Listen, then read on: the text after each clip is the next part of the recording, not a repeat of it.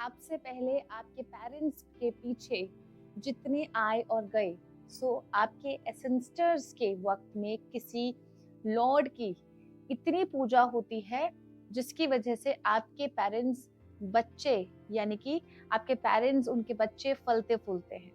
पहले के टाइम में कहते थे ना कि फलते फूलते रहो, तो वो ऐसे ही नहीं कहते थे। उनकी वर्शिप इतनी रही होती है, काइंड ऑफ सिद्धि प्राप्त करना, उनकी पावर।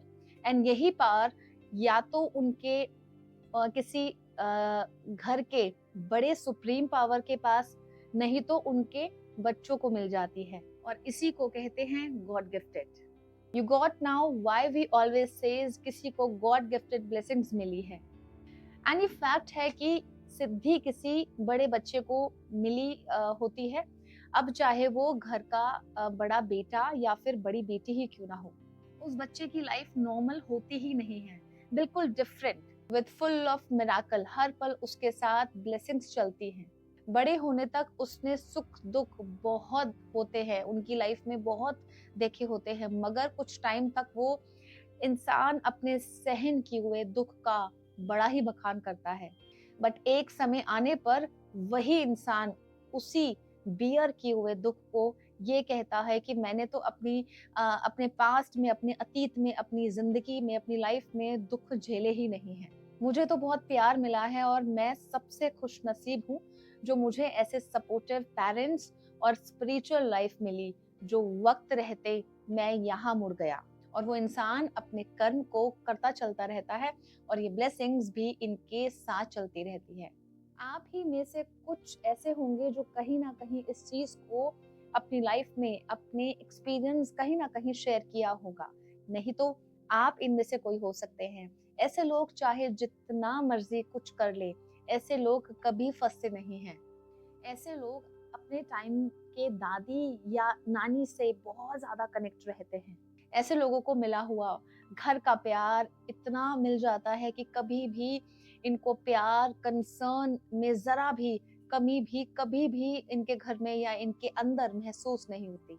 बिना कुछ किए आपको ये ब्लेसिंग्स गॉड गिफ्टेड के रूप में मिल जाती है, और एक तरीके से आपकी मैनिफेस्टेशंस किसी की देवी के लिए या फिर जिस भी भगवान को आप मान रहे हैं उनमें बहुत ज्यादा आस्था हो जाती है।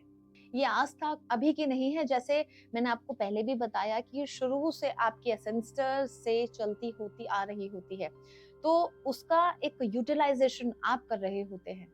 जिन लोगों ने तपस्या या जिसने बहुत ज्यादा पाठ पूजा की होगी, अब उसी घर का जो बच्चा है, चाहे वो बेटी हो या बेटा, उसकी शादी हो जाने के बाद कुछ ऐसी घटना घटती है कि वो घर वापस आ जाता है।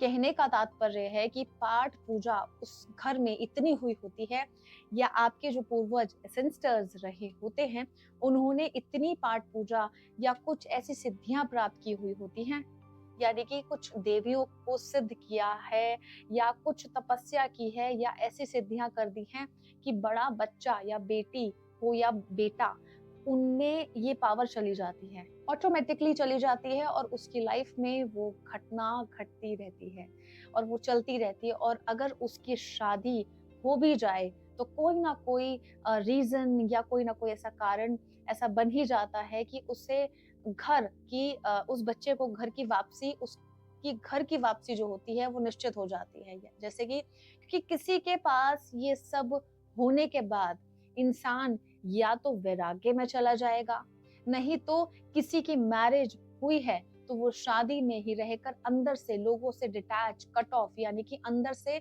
बिल्कुल डिस्कनेक्ट हो जाएगा मटेरियलिस्टिक वर्ल्ड से, कट ऑफ, यानी हर चीज से डिटैच होने की उसकी पॉसिबिलिटी बहुत ज्यादा हो जाती है।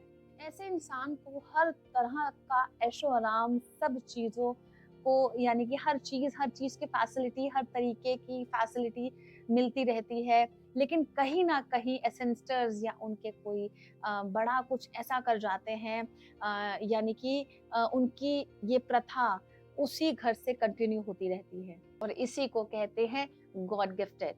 जी हाँ, जो नानी दादी या फिर उनके यानी कि आपके ग्रैंडपा से मिली हुई हो। बेस ऐसे ही नहीं कहा जाता फ्रेंड्स, बेस को स्ट्रॉन्ग करने के लिए एक लंबा सफर तय करना पड़ता है, एक लंबी जर्नी तय करनी पड़ती है। बट जिनके पास ये पावर होती है, वो कभी भी परेशान नहीं हो सकते हैं।